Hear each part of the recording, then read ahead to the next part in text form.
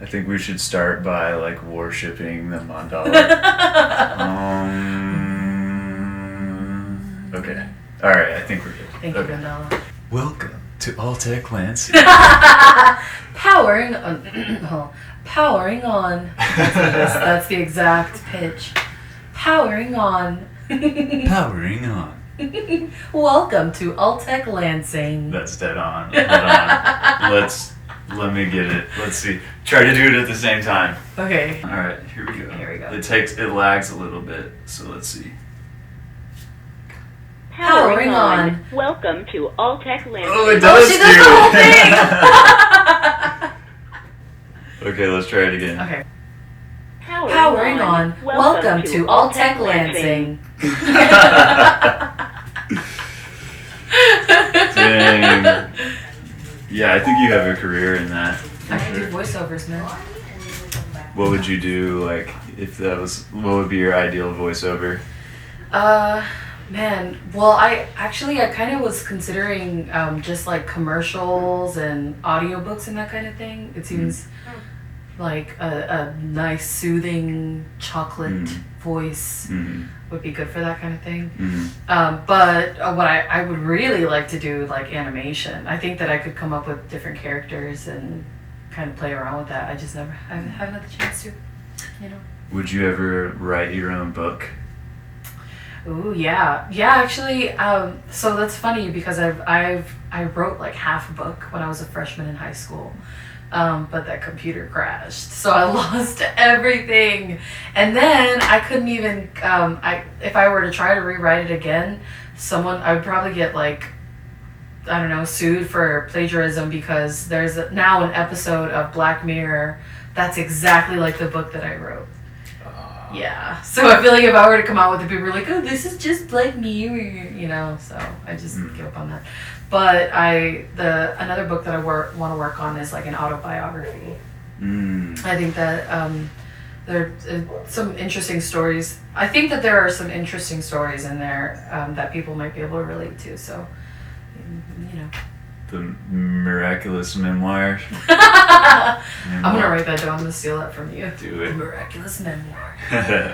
Much more marvelous than mentioned miasmically.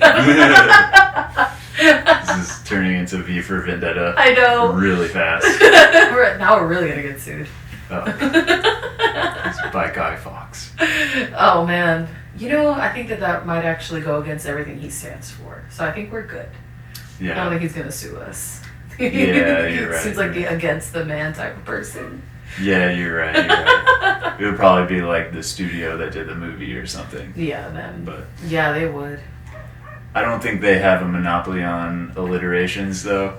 That's true. So, if they did, I'd be in trouble. Yeah. I'm constantly coming up with alliterations for everything. Oh, yeah. It's a problem. So, speaking of that, have you been thinking about a name for your channel still? Yep. I can't get past the one that I really like, but everything in me is like, don't use it because now I feel like I've had 2 signs not to use it, so really? I'm back to the drawing board. Really? Yeah. Like, one of the signs I feel like was, it's a really obvious one. I mean, it's my brother's name. And then the second one is someone that I used to be friends with that I ended up having a falling out with. That's their name on social media. They use that name and I'm like, no, of all the names, why? So yeah, I have to go back to the beginning and start from scratch.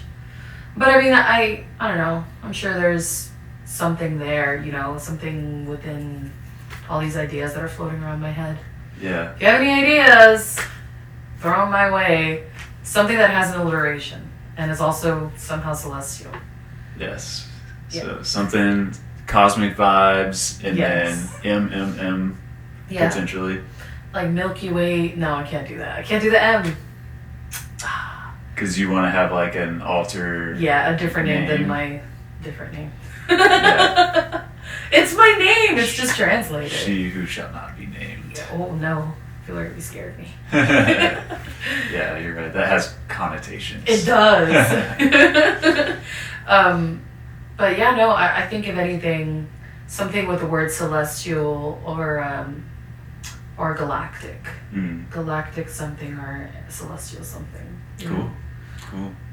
Yeah, I mean, we're both big space people, thus the shirts. Shirts. And, but like, not a lot of psychonautic type people have the same overlap of interest with space exploration and space science and how equal they are. Like, and there was a book that I read by Joseph Campbell, and even just the title, I feel like nails the concept of like the overlap. It was called "The Inner Reaches of Outer Space." Oh.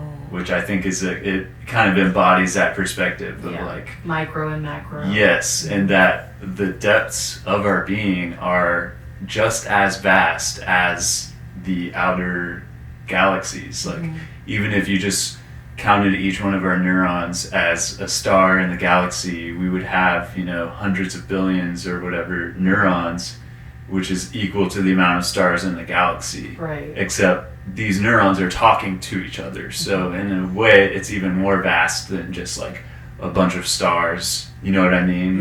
Yeah, definitely. So I've always loved that interconnection of those two ideas. Like, yeah, especially whenever you have trips that are like super cosmic, it seems like I know we're not the only ones who have experiences that are very spacey and cosmic. Right. Especially LSD for me is always the super cosmic one. Yeah, definitely. I'm honestly surprised by the amount of people. Okay, well, to be honest, there seems to be a disparity between like whether or not people believe space flight or even like that the moon landing happened and stuff. And a lot of the times, well, a handful of people that I met, I don't want to generalize because I feel like I've been hanging out with like a specific community and maybe I'm seeing it's prevalent within that community and not so much like the entire demographic of people who like partake in psychedelics. But I think that there's a fine line between like there are people who believe in spaceflight and like are well informed and even keep up to date with it, and there are people who partake in psychedelics who don't even believe that we went to the moon, or like that it all was a hoax. And I think that whenever you have like a psychedelic experience that essentially makes you question your reality to such an extent, you begin to question everything else. Like, oh, what is the government really hiding? Or, oh, what is, what actually did happen? Who's behind this and that? And so I think that that it can be a slippery slope for some people, maybe considering that they have like underlying mental health issues. But yeah, I've found that there are people who are all about spaceflight, and there are people who just believe that the Earth is flat and that none of the spaceflight feats that we've accomplished are even real, including current like the International Space Station and actual footage from the space station. None of it's real to them. Yeah. So it's you get one or the other. Yeah. No, you bring up a super interesting point, and I even saw stuff like that today. Because I'm in a Facebook group called Psychonaut Society. And it's been one of the least kind of toxic groups that I've been in, and it's pretty big too now. And there will be people posting like, oh, check out these new pics from the James Webb, and like it's blowing like 90% of their minds, but then you'll always have one or two people and they'll like kind of create an echo chamber of like, yeah, this is all fake. And I would kind of engage with them a little bit, not arguing, not being condescending, because I hate that, It just makes me think of a bunch of things. Like, one is this doubt of the validity of space or the Earth being round stems from this distrust of like authority, the distrust of the government. NASA is part of the government. But like, they don't apply the same skepticism to whatever idea that they're reading about the Earth being flat or whatever. I mean, so I think it is healthy to like question things, but it's also important to understand that like science is super messy, so we might hear some things are this way and some things are that way. but it's the kind of best game in town as far as getting down to the true nature. I say that, you know, with a little asterisk, like the true nature of reality or just of the observable universe. Yeah, I think that my biggest issue with people who like have those belief systems is like, again, I agree with, you know, questioning things, because we really don't know a lot of things. I mean, the fact that psychedelics aren't even accessible to us as a society, as a country, for ulterior motives says a lot. So I completely understand having that like hesitation towards believing something at face value, but at the same time, just like you said, like they aren't offering that same amount of criticism towards what they're believing. They're just accepting it because it goes against the paradigm, you know. And I was gonna say, like, it reminds me of that talk that we had with Eric Davis a few years ago. I think it was about a year and a half ago. We were talking about you know, how far people can go into psychedelics. And I remember asking, you know, at what point do we draw the line? You know, what's real and what's hallucination? Like what? And he said, well, you're always going to have like 1 foot in, 1 foot out, kind of. Like you can have those experiences and be like, these are spiritual experiences, but at the same time, you do have to keep, you know, 1 foot grounded in reality. And I think that with people who believe like the flat earth theory or even the hollow earth theory, whatever it may be, I think that it's gone to that magnitude. Like they've, you know, just kind of accepted it as face value without that criticism that they offer to the opposing ideologies. The other thing it makes me think of is like, if this is all being faked, what do they gain in keeping us from the truth? It's like, haha, they don't know that the world's really flat. Like, what is the end purpose of that, you know? Yeah. So that's always one of the common like responses that I give. And I think talking about the Eric Davis stuff, maybe this will remind you of what you're saying, but we have to like keep ourselves accountable in that way of like what is real, you know, trying to stay grounded when we have these like experiences. You know, a lot of people can become like messianic or whatever the word is for a messiah complex. Yeah. And I think one of the examples Eric used was like, I took ayahuasca and now I believe I'm the sole representative of water on Earth. Oh, wow. And stuff like that. Yeah, it's like, you gotta be like, you know, bro, you should probably kind of consider that again. Or like, maybe there's a way to frame that that's like more of like an allegory or a metaphor, or you can, I think, like on the flip side of that, the ability the human brain has to like create mythologies is such a powerful force, especially if you're a creative person and you like write or make music or something like that. That internal like myth making engine that has been with us since like prehistoric times is a super powerful thing, and like can be very beautiful, and it can like, it's kind of like dreaming while awake, you know, and that can be a super beautiful thing. But like, yeah, the point I was going to say is like, we keep ourselves in check like that, but how do we do it like as a community? You know what I mean?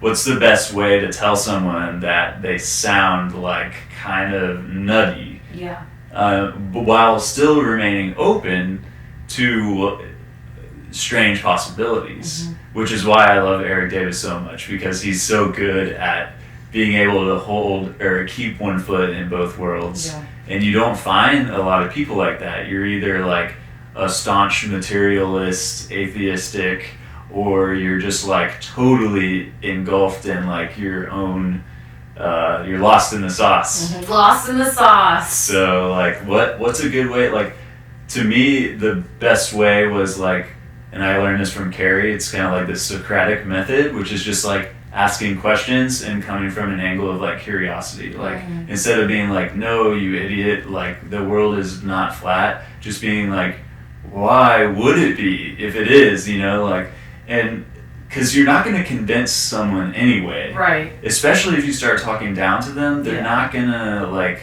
change their ways. They're going to double down, draw a line in the sand.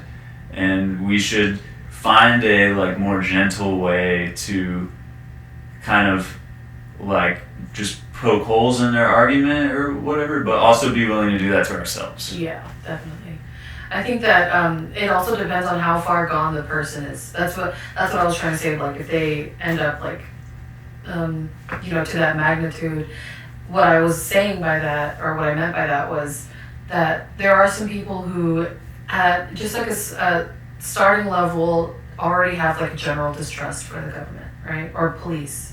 Right, and then a little bit further above that, the more they start to believe like that these conspiracies, then it's there's 5G, ruining our brains, and like COVID and is a hoax and da da. And then a little bit above that is the like there's tiers of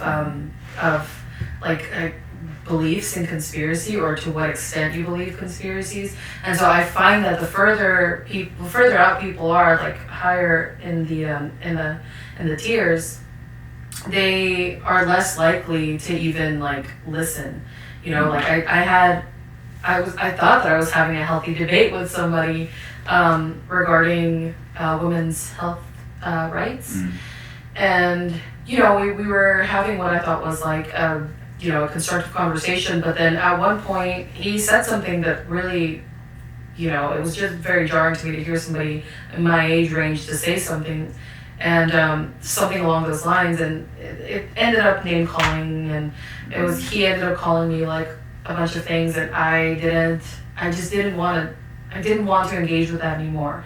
Like if I'm trying to have a constructive conversation, then I'm listening to what you're saying, your opinions, your values, your thoughts, like that matters to me. I'm listening.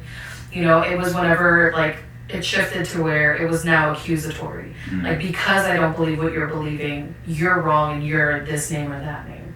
And so this was one of the people that I found had believed heavily in a lot of these conspiracy theories. So it was like I don't want to say they're too far gone, but they're so far gone that even trying to have a healthy discussion about it, like just diplomatic, amicable, is difficult to come by, because at some point it is poking holes at what they believe in their argument. And for some people, they experience cognitive dissonance. Their mind is so set in their belief systems that anything that contradicts what they believe is going to cause some sort of anger or some sort of dissonance there.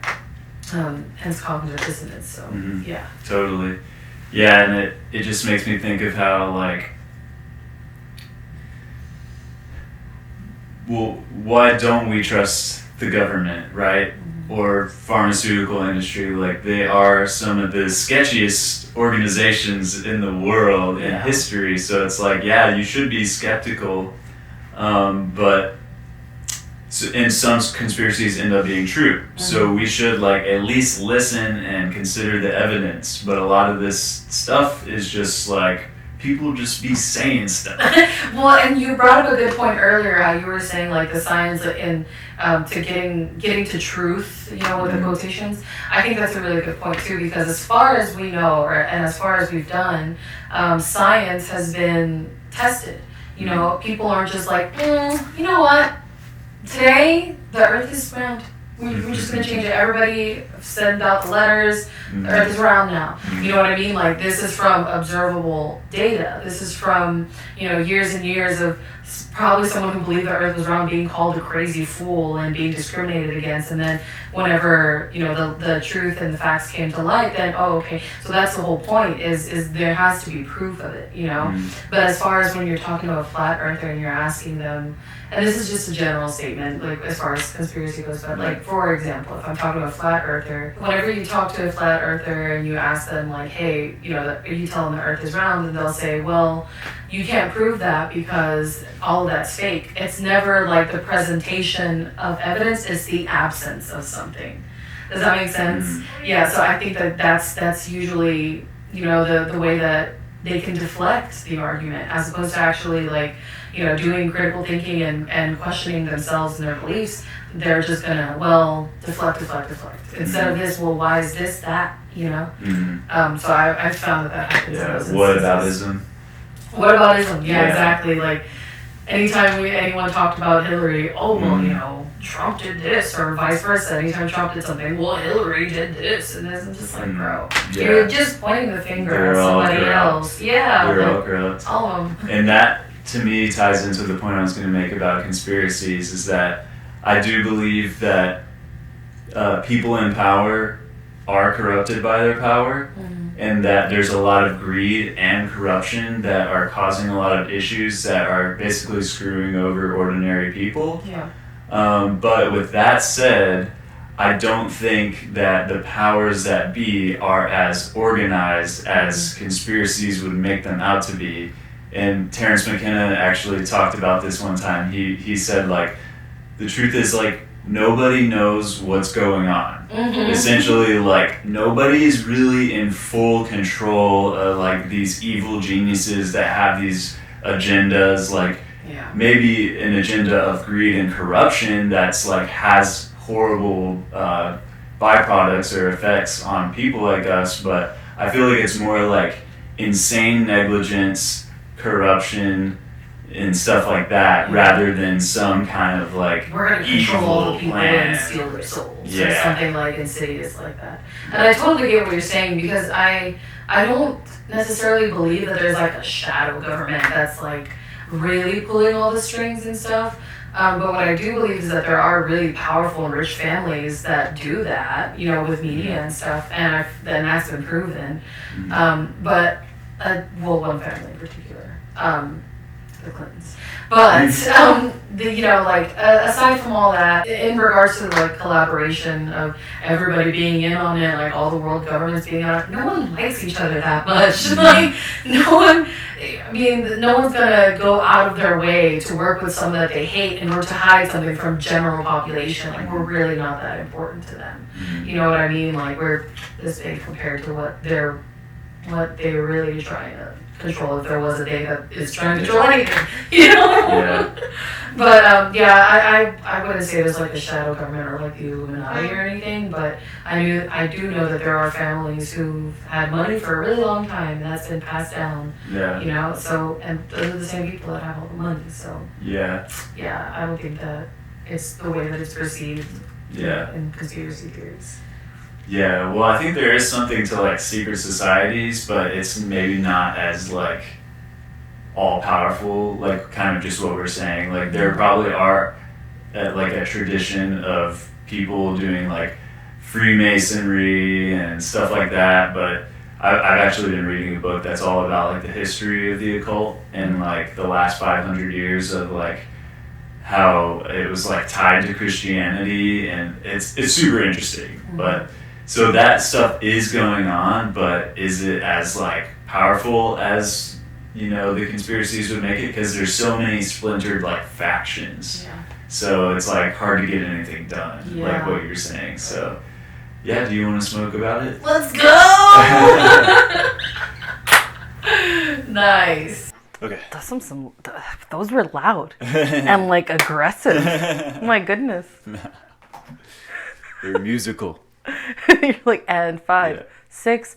Apparently, they don't do that in music. Like, it's like not a dance thing. Yeah, I didn't know that. So I've been doing that with my kiddos, and and one person finally told me, they asked me if I was a dancer, and I was like, no. And they're like, because that's totally a dance thing. Like, musicians don't do that. People don't say that. Just replace it with 1, 2, 3, 4, and your goal. Oh, okay, that makes sense. Yeah. Oh man. Welcome back. Welcome back to All Tech Lansing. Well, yeah. Why does it welcome you to the speaker? You're not going into the speaker, like. It's just some weird. That's branding, weird. That's weird. Stuff. I feel like that's weird. Yeah, it is strange. Maybe they're trying. It's like a poor man's Alexa type of thing. They're like, oh, this speaker has a person in it. It must be very intelligent. You know, she doesn't do much other than just like someone has to play the music on her. She can't even do it herself. Sing anything though. Like, but she's not doing it herself. Yeah, it's like lip syncing. You're right. Well, so we were talking about science, right, and the scientific method. Yes. And I think that that's a unique way that you can be scientific about psychedelics and tripping is by journaling and like documenting, and then using that data that you collect to integrate your experience and, interpret your experience, or like treat it like a dream journal, or add it to your dream journal.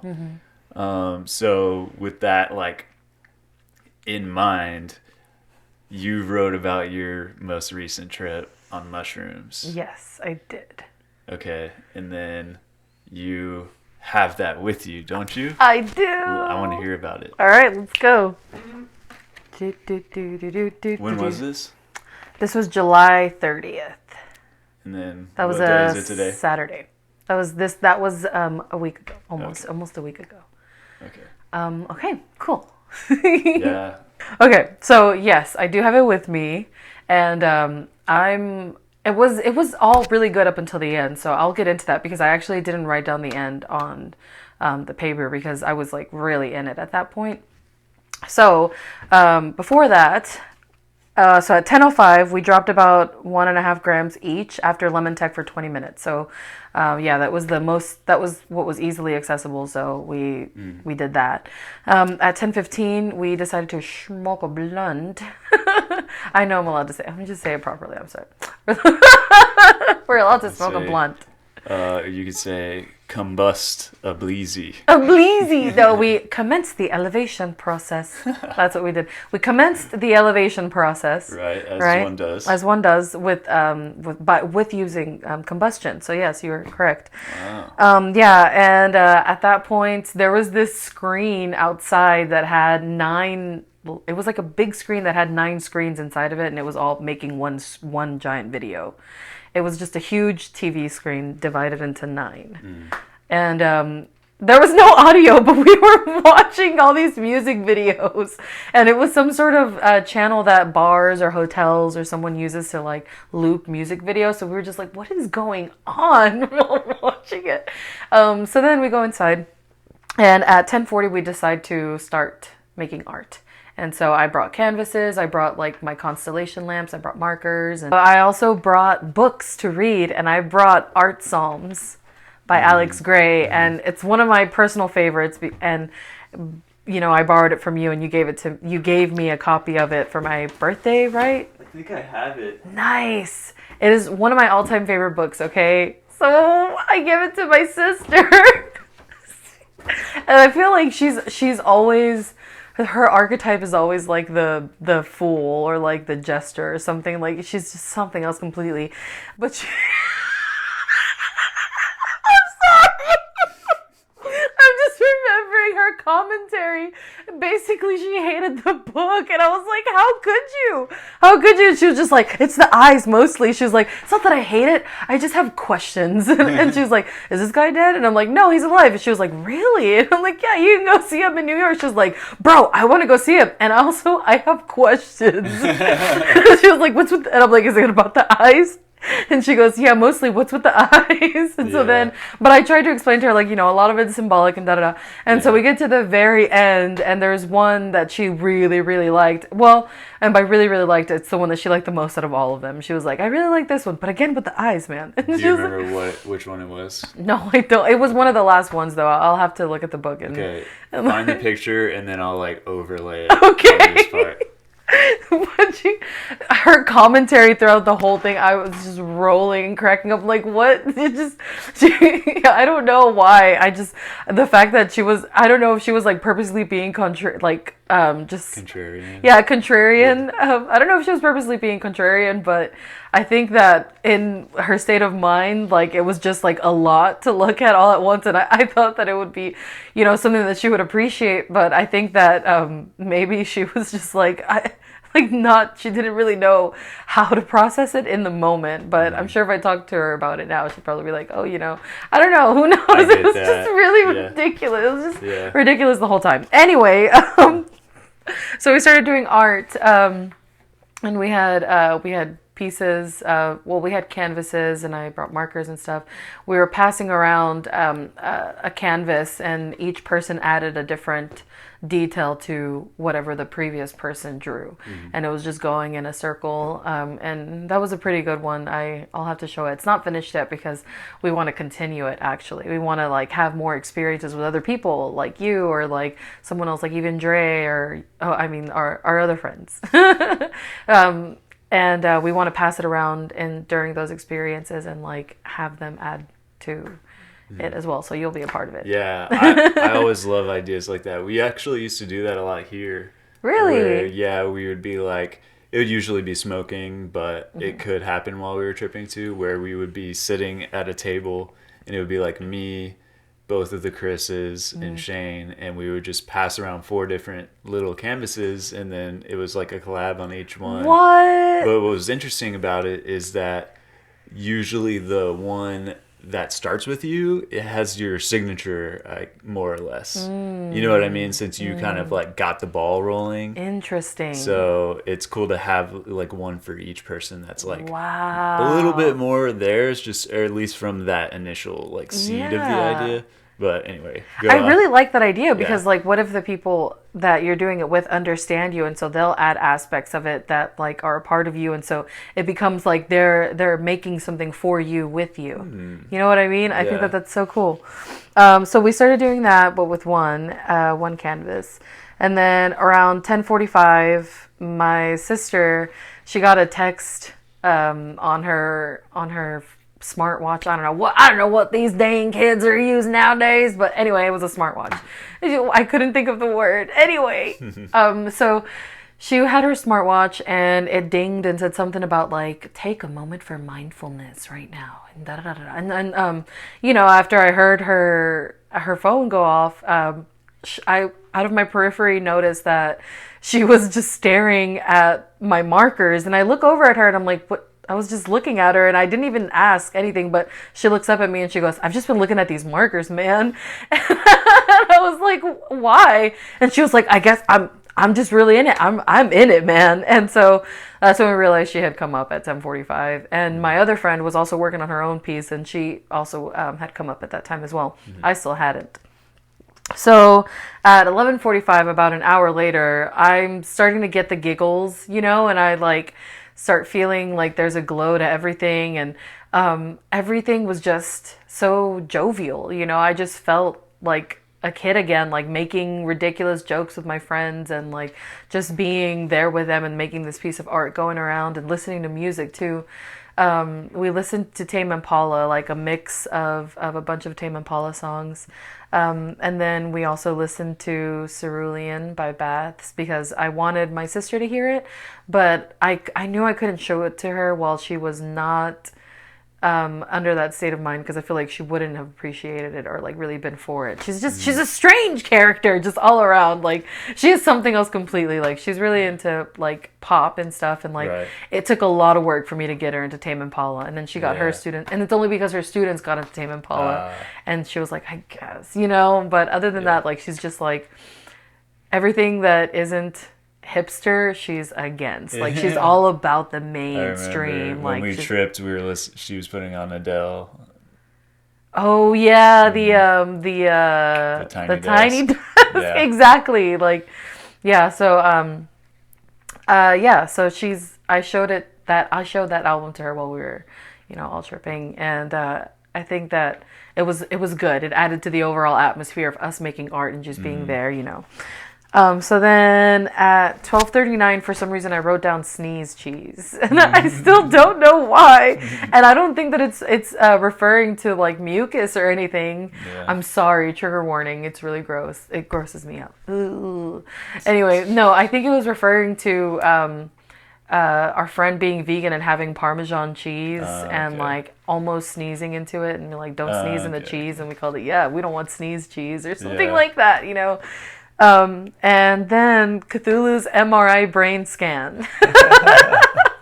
So Cthulhu's MRI brain scan, my friend had a tapestry, and when I walked in, it first looked like a brain scan, like an MRI of a brain. And so I you know, just kind of went along with it. I didn't say anything about it until I was actually, when I had finally come up, because looking at it, I started seeing like this bulbous shape and like tentacles, and it looked like Cthulhu's head. And so I kept telling him, like, that's it. That's Cthulhu's MRI brain scan. Like, I'm telling you.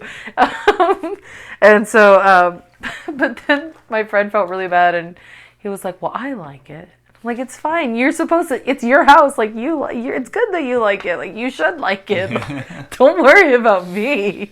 And then the last two things, at 217, jam and salmon, because one of our friends goes by Sam sometimes, and so we were talking about them making music, and so we started calling them Jam and Salmon for the rest of the evening. Nice. Yes. And one thing that I didn't write down was that the movie Predator, for some reason, was like a recurring theme and motif for me. Like, I love that movie. I didn't realize how much I loved it until recently. So Yeah.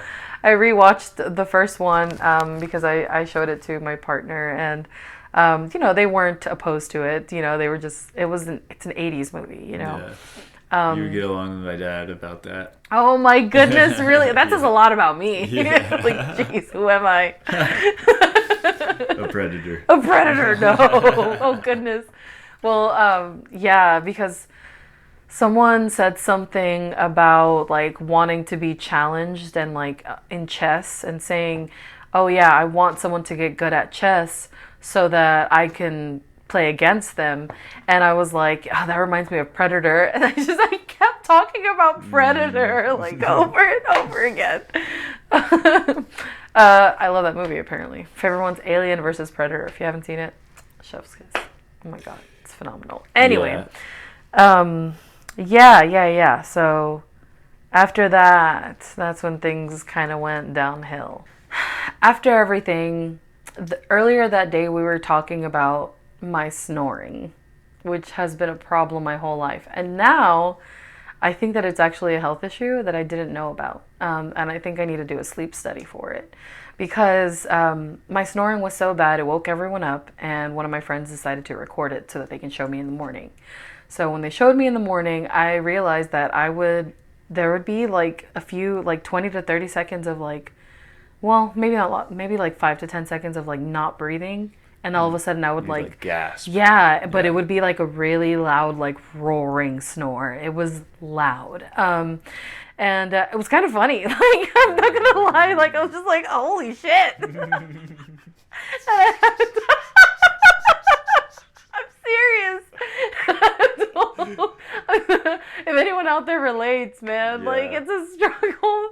The people who put up with me, gosh, I feel for you, man. I'm so sorry I have to put you through that. Oh, goodness.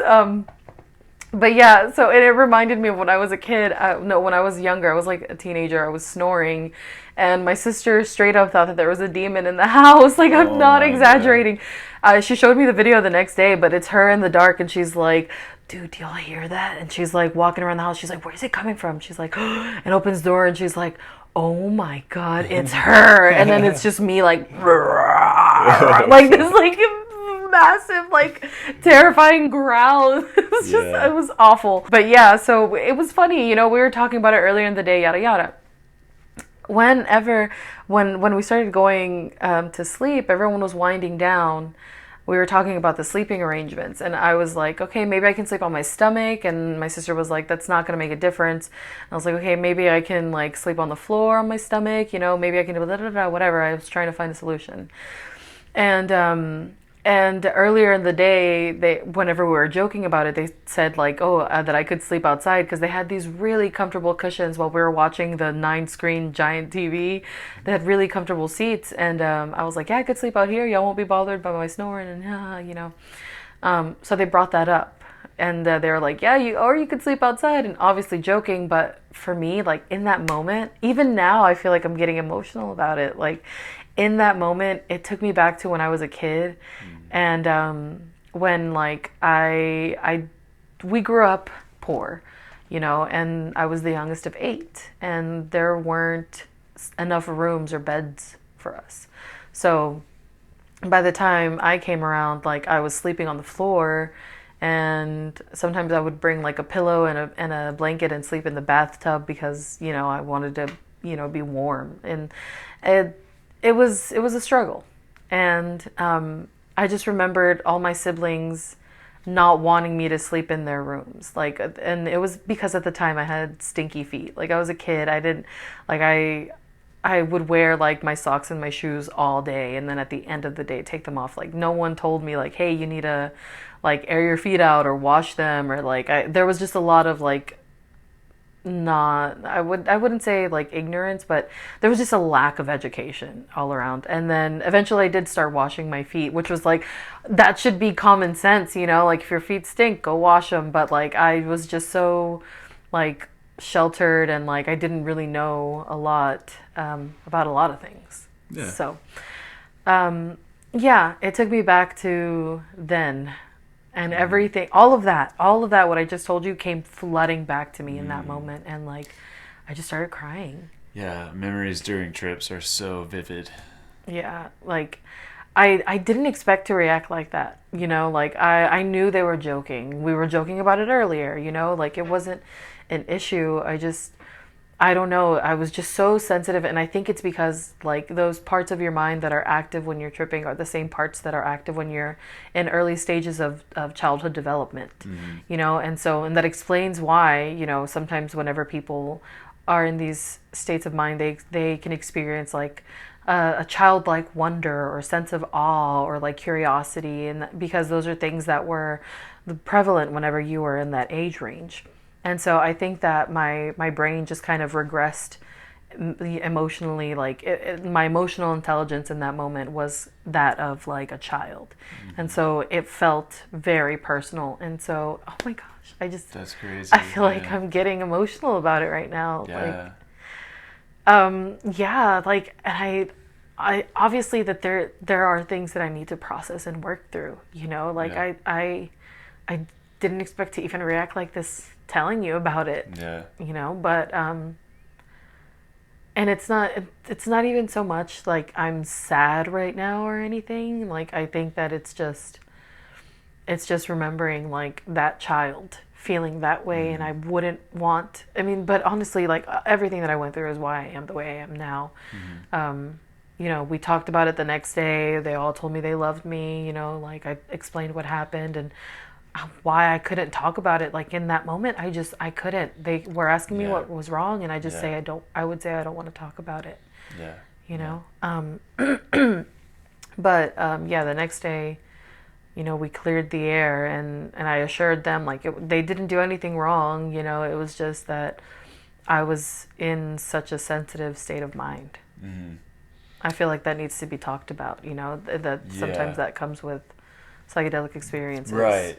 The vulnerability and the care, like, yeah, that's why it's like the worst thing in the world if you're like, the joke is like, dude, when your friend's tripping, like, isn't it crazy that hell is real, or saying something like that, like when they're in this, it's like worse than torture if you do that intentionally. Right. But it can also happen unintentionally, like it did in the case where, yeah, it wasn't like they were trying to say anything to you, but because it had that like resonance with this like deep-seated like childhood thing, then you felt the way you felt. Yeah. And yeah, I mean, that's powerful stuff, like, and even though it didn't feel good at the time, that is like there is going to be a benefit to that coming up, because like that's, the mushroom does that sometimes, and that's like, it wasn't like a nightmarish trip for you, but it was just like not the good part either. Yeah.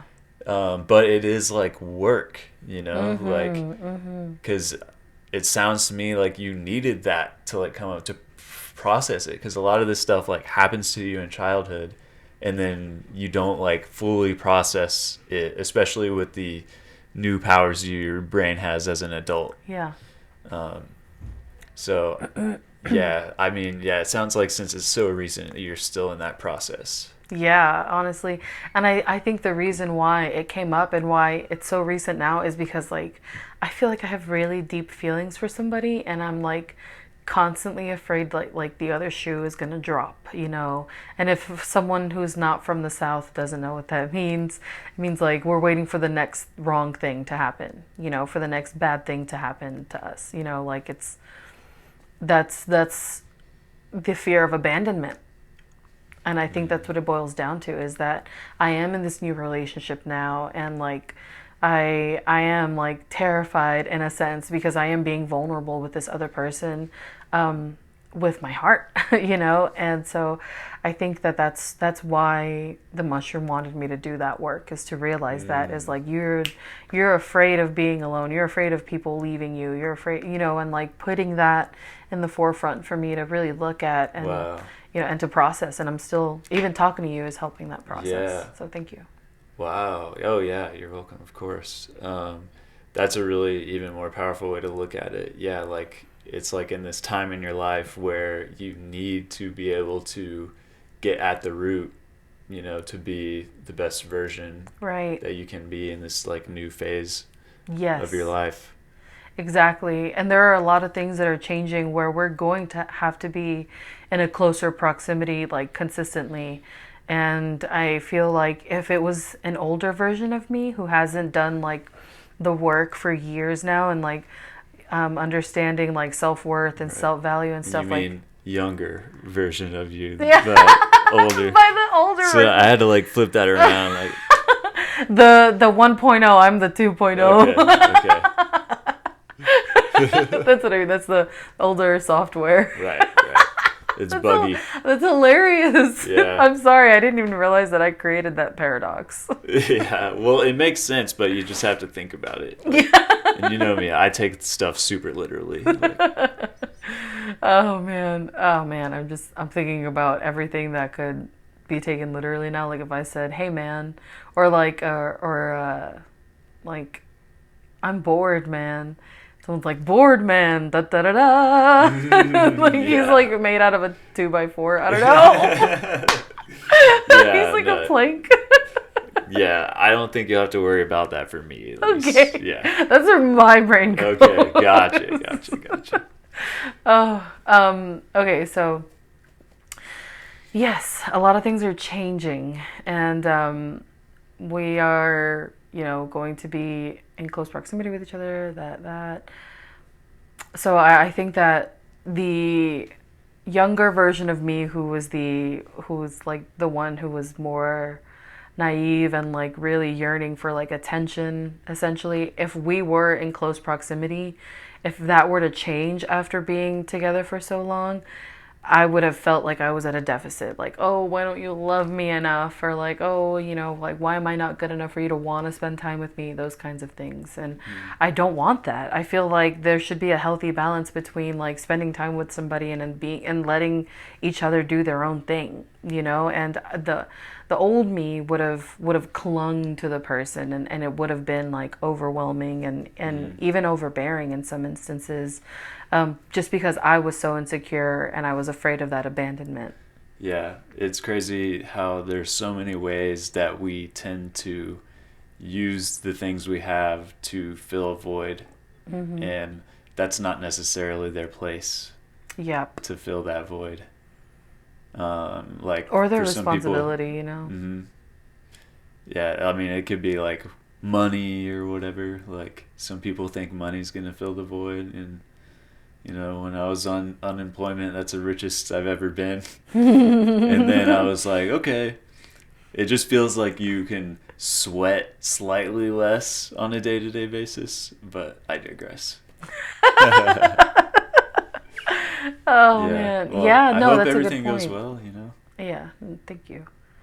But no, that's a good point. Like filling that void. I think that's hopefully psychedelics are going to bring, you know, mental health to the forefront, because it can be used medicinally, and when done carefully and in the right circumstance, the right setting, then, you know, it could be extremely powerful. It could be a powerful tool for healing. Yeah, especially just in a time like this, like all of us need that.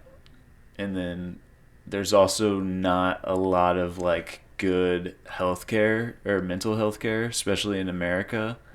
So a lot of us are doing self-healing, which probably wouldn't be advisable, but we're like just coming out of the psychedelic dark ages to where, and you know, in the midst of a pandemic, you're still processing this, and it's all still really recent. So you should definitely take your time with it. There's going to be things that you realize probably after a while of thinking about it.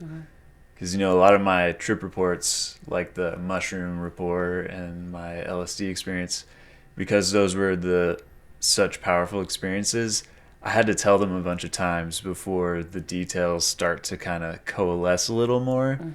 Even being able to describe the experience to being able to like integrate it and kind of interpret it, all of that took like years in the long run. So yeah, 1 week into it is potentially just the door opening, Right. So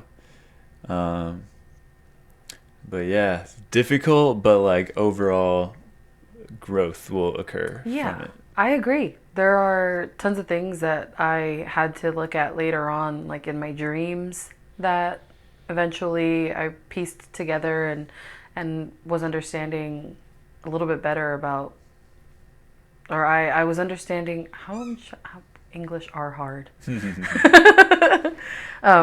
Yeah, I guess I understood it better once I looked at it later on. And even with like the most recent like big mushroom trip that I had, which was in 2019, I think.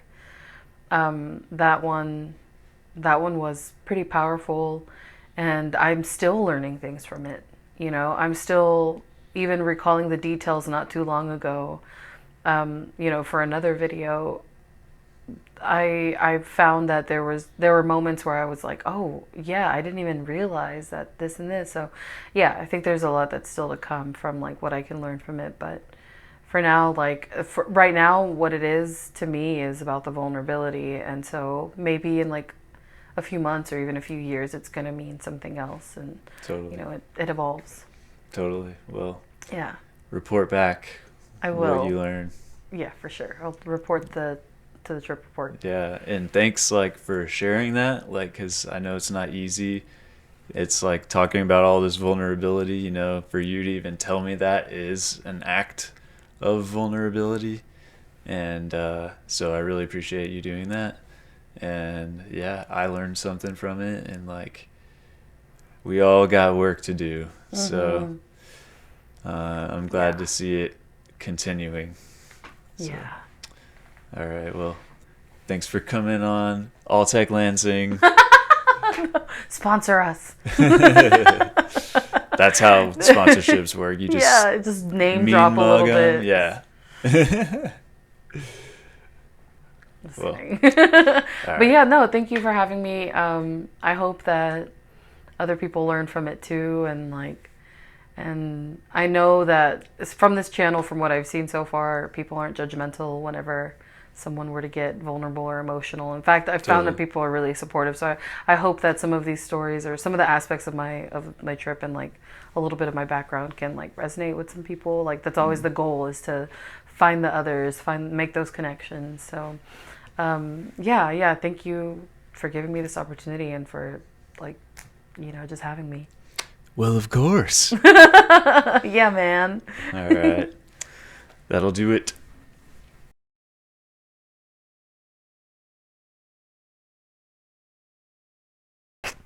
Or you can pick up where you left off. But You're going to edit that out in post? Yeah. Oh, yeah. I don't know what that means. Post is short for post-production. So that's like editing, when you're editing, basically. Oh, okay. Yeah, so you're going to edit it out in post. Yeah. Yeah, that's just I used it in the correct context. Yeah. No, you did. Sweet. All right. Cool. You're a video person now. Oh, wow. Big brain. My brain just got a little bit bigger now. Yeah. Cool. It's just like one little fold. Like, just a little crease. Yeah.